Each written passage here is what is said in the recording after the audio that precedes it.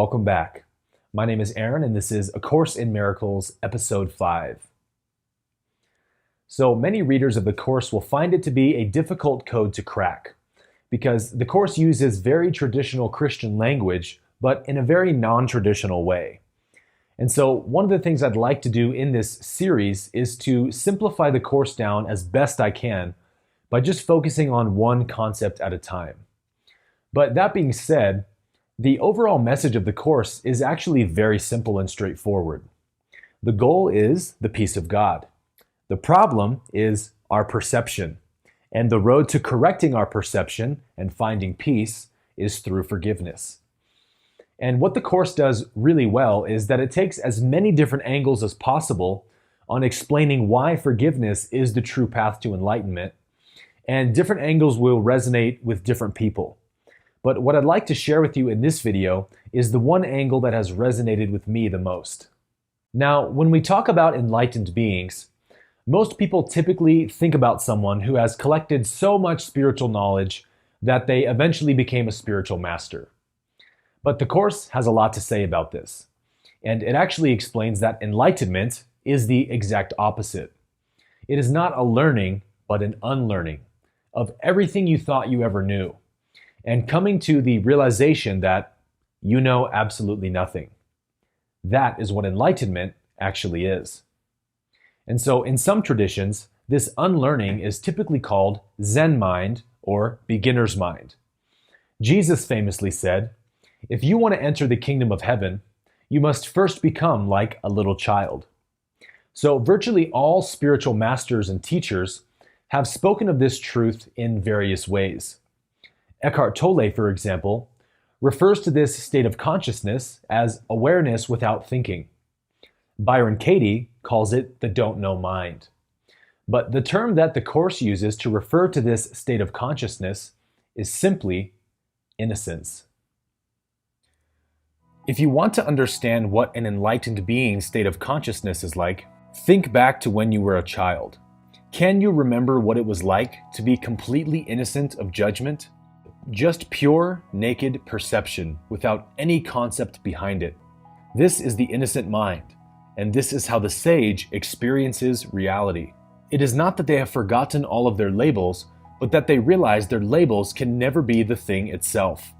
The truth is that we are born into a world of complete mystery. And as we grow up, we begin to put labels and definitions on the world, which cause us to believe that we actually know what it is. The mystery of life fades away, and our innocence along with it. So it is not the naming of things that is wrong, but the assumption that what I name it is what it actually is. To call it a bird is one thing, but to believe that my concept of bird is what it actually is another. When you look at the bird as a mystery, the bird becomes gorgeously alive and vibrant with beauty. But when you look at the bird as if you know what it really is, its beauty is entirely lost, and it becomes just another insignificant thing. This is the arrogance of the mind. It deadens us to reality with its judgments, definitions, and labels. The ego sees a world of evil, fear, and separation. And this is why innocence is the highest form of spiritual wisdom. It is the recognition that reality is far beyond conceptualization. In one passage, the Course summarizes this by saying, "Innocence is wisdom, for it is unaware of evil, and evil does not exist." What we call evil is simply the ignorance of love, and yet the mind looks at the ignorance of love and creates a new label for it called evil. And once something or someone is judged as evil, then it is seen as eternally corrupt, beyond saving, and worthy only of punishment. And so as long as we live by these judgments, we cannot have peace because we are literally creating evil. And the reason that innocence is the highest form of wisdom is not that it overlooks evil, but that it does not see it at all. It recognizes that the mind cannot make a correct judgment on reality any more than a person can hold the whole ocean in their hands. In chapter 10, the Course states, "It is necessary for the teacher of God to realize, not that he should not judge, but that he cannot. In giving up judgment, he is merely giving up what he did not have. He gives up an illusion, or better, he has an illusion of giving up.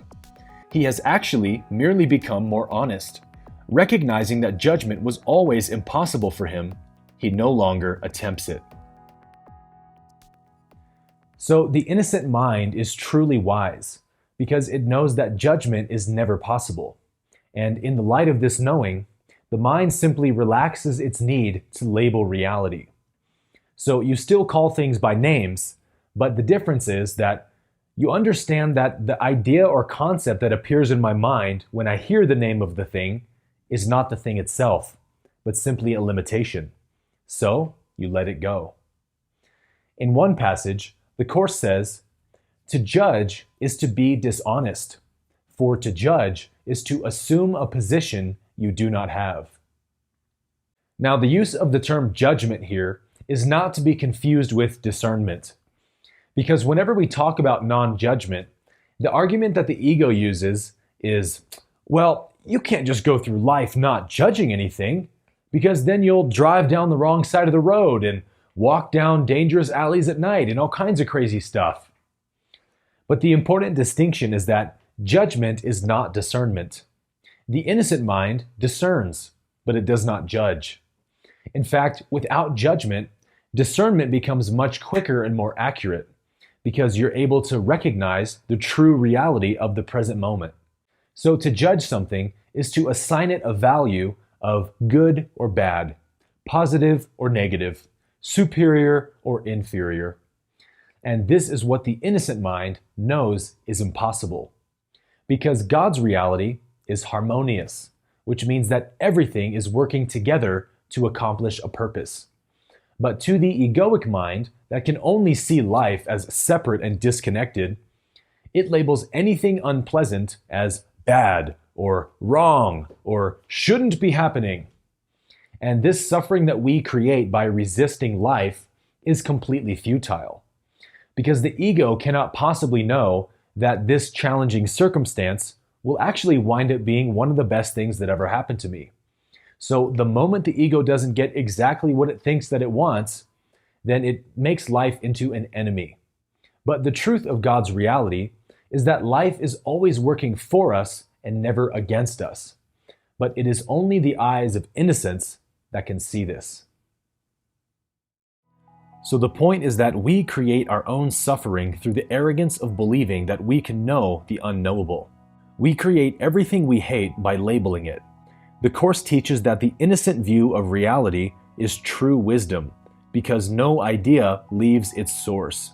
Which means that when you label something as bad, you are the one that experiences the badness of it. So when you judge something, you are attacking yourself. And so the simplest meaning of innocence is awareness before concepts. Without relating to life on a conceptual basis, we are able to see God's reality, which is always shining with love and bright with innocence. Not only is it possible for us to see the world with childlike wonder, but it is our birthright. When we realize that not only do we not know anything, but that we cannot know anything, we are finally able to see the world as God created it. This is why the Course says, salvation can be seen as nothing more than the escape from concepts.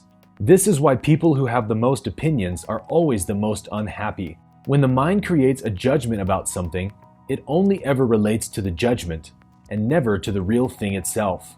A concept or a judgment is only a symbol of reality that your mind has created. And it is never reality itself that causes suffering, but are symbols of reality.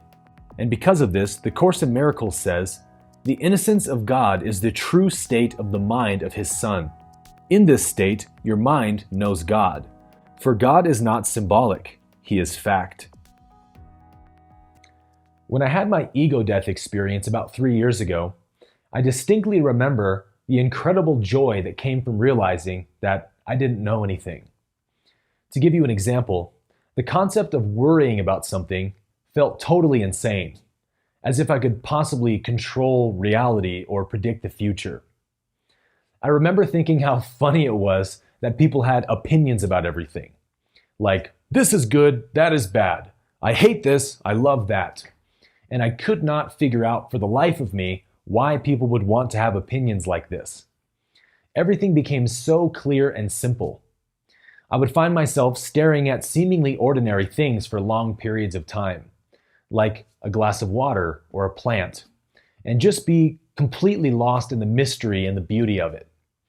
And I spent 2 full weeks with this innocent perception until my normal state of consciousness began to come back in and this enlightened state of consciousness began to fade away. So after these 2 weeks, I slowly began to experience suffering again. Because although I had had this really profound experience, I still had a ton of unhealed wounds and traumas from my past that I hadn't dealt with. And so I spent the next 2 years rigorously and relentlessly working on healing these old wounds and insecurities that I had.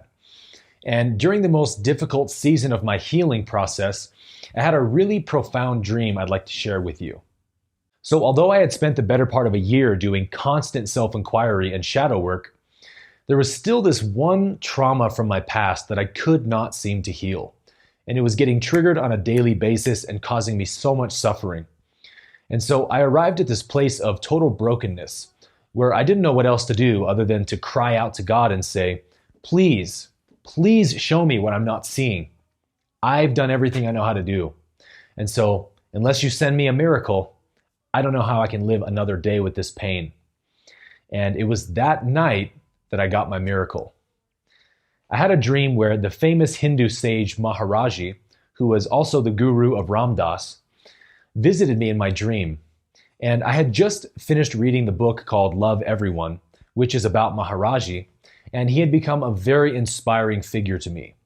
And so in the dream, I was immediately struck by the power of his energy and sort of fell to my knees in reverence.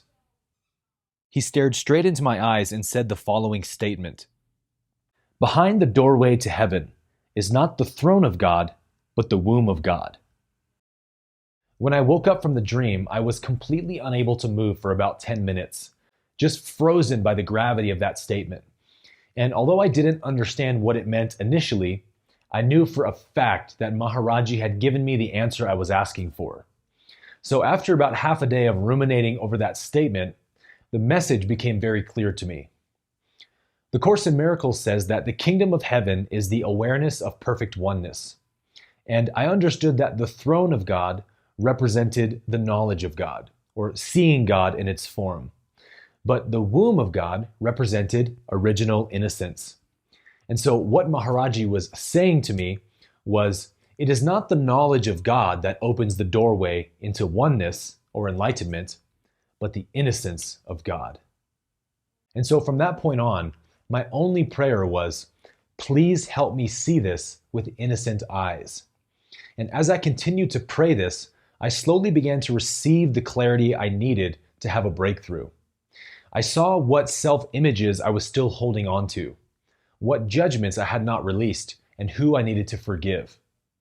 And through asking for that childlike innocence, I began to receive the wisdom I needed to see where my arrogance was still hiding out. And slowly, all of those triggers began to subside and the pain was released. And so perhaps the most powerful passage in the entire course on innocence says this: "Innocence is not a partial attribute.